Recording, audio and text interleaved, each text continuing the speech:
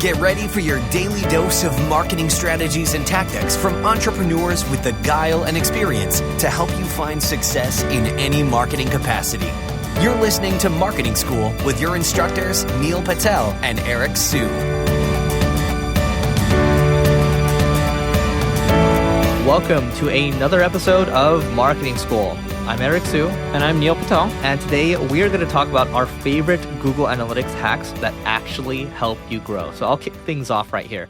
So what I really like, especially on my mobile device right now, or you can even do this on desktop, is you can use this thing called Google Intelligence and think of it as your Siri or your Alexa, right? You can ask specific questions like, what were my top pages in the last month? Or, what were my highest converting pages in the last month? You can start to ask these questions to Google Analytics Intelligence, and that's going to make your life a lot easier. So you don't have to dig through analytics. You don't have to learn analytics. You don't have to get a certification or anything. Just be lazy, ask these questions. And it's getting better and better each and every day as, I'm sure, they've applied machine learning to these things to make things easier for people that are trying to make the most of analytics. Yeah, the other thing that I like doing is when I'm in my analytics, you'll notice the little tab and button that says all users. I like clicking on it and creating segments. So I'll create segments for each different type of traffic source, organic, like Google Organic, being, I also do it based off of countries and regions. That helps me dissect my data. Because when you're in Google Analytics, it's really hard. Like when you look at the conversion numbers or goals, you'll be like, oh, okay, I got this many and here's the terms they came from or here's the sources. But it's really hard to figure out how to use that data to grow even more. But when you start creating segments, you can then be like, okay, I know most of my revenue is coming from the United States. Let me just look at the United States because 50% of my traffic's outside of it. If you don't service outside, who cares about the other traffic? So you want to segment and then you want to dissect the data within that region. It'll help you make more informed decisions. That way you're not being like, oh yeah, we're getting all these emails and leads from Facebook. Well, if none of them are converting into customers because they're not from the United States, then it's not that effective. Maybe you have to fine tune your ads and change it into the United States. But by creating the segments, it'll help you fine tune your marketing decisions. Yeah, one thing I'll add is make sure that you're hooking in your Google Search Console and your Google AdWords with your analytics. That way you're combining the data together. That's going to make your life a lot easier. And the other thing you can do when it comes to Google Analytics is think about, okay, so actually, I want to talk about some of the segments Neil was talking about, right? So Avinash Kaushik, you can check out his blog. I believe it's kaushik.net. So that's, and I'm pronouncing his last name wrong, but it's KAUSHIK, I believe, .net. He's got a lot of advanced segments in there that you can just kind of duplicate. And I believe also there's a lot of templates in terms of reporting, custom reports that you can pull together. And you can actually go to a template section inside of GA that people are sharing, and then just take those templates, right? People have spent the time building these reports. So why do you have to go out there and reinvent the wheel? You don't. It's already out there. It's easy for you to do. Just integrating things and then using people's templates and then using people's advanced segments, that's going to make your life a lot easier. Yeah, there's this article that is on Medium that ends up breaking down like step by step on how to actually do quite a few hacks. And one thing that I really love looking at is how fast my website is loading.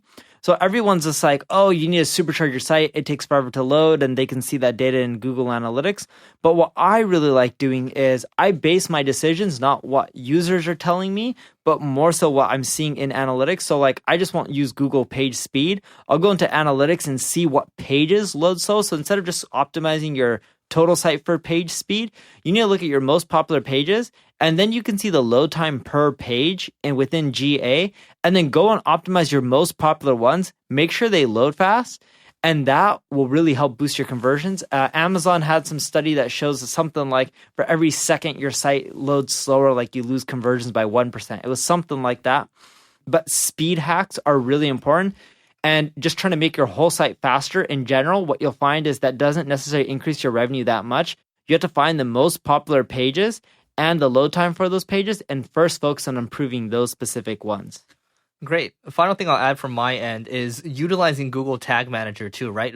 When you connect Google Tag Manager analytics together, you can do some pretty cool stuff with it. So here's an example. You can do scroll depth, kind of add that kind of level of reporting to Google Analytics. So when you go into a reporting section in GA, you can see how many people scroll to 25% of your content, 50% of your content, 75%, 100% of your content, right? That way you can see how engaged people are, and you can decide from there what kind of decisions you need to make around your content marketing, because then you can start to be smart. You have the data informs you, and it can help you drive decisions, right? There's a lot of good, I recommend a YouTube channel out there. I think it's called GTM School. He has a lot of different hacks that you can do around Google Tag Manager, and then which ties into Google Analytics as well. If you're a content marketer like Eric and I are, there's something called content groups within GA. So one thing I like doing, and you'll notice there's an option right in your admin area for content grouping. You can set up content grouping so you can figure out how specific content's doing versus other topics. A lot of people are being like, oh, this post is amazing and it did well, or this page did amazing and it did well. When you're doing content marketing in quantity, a lot of times it is a hit or miss game. So you want to start analyzing topics and trends and seeing what's doing well. But by grouping your content, you can end up seeing, oh, all my SEO stuff does this, and my social media stuff does this, and then my content marketing topics does this other thing, and you can compare the stats and data.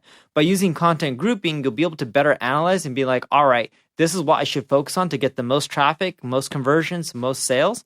And when you're analyzing your data in GA, you don't want to just look at last touch, so what caused a conversion. You also want to look at entry source to see what brought someone in before they convert. I found that what brings people in before they convert is content marketing, like my blog posts. But what tends to cause them to convert is coming back to the site, reading content a few times or watching a video.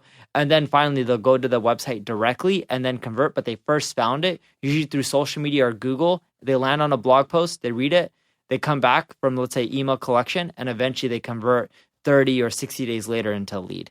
Great. So that's it for today. And if you want to check out our giveaway, just go to singlegrain.com/giveaway to learn more, and we will see you tomorrow.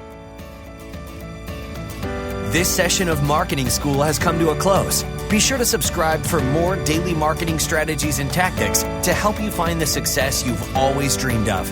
And don't forget to rate and review so we can continue to bring you the best daily content possible. We'll see you in class tomorrow, right here on Marketing School.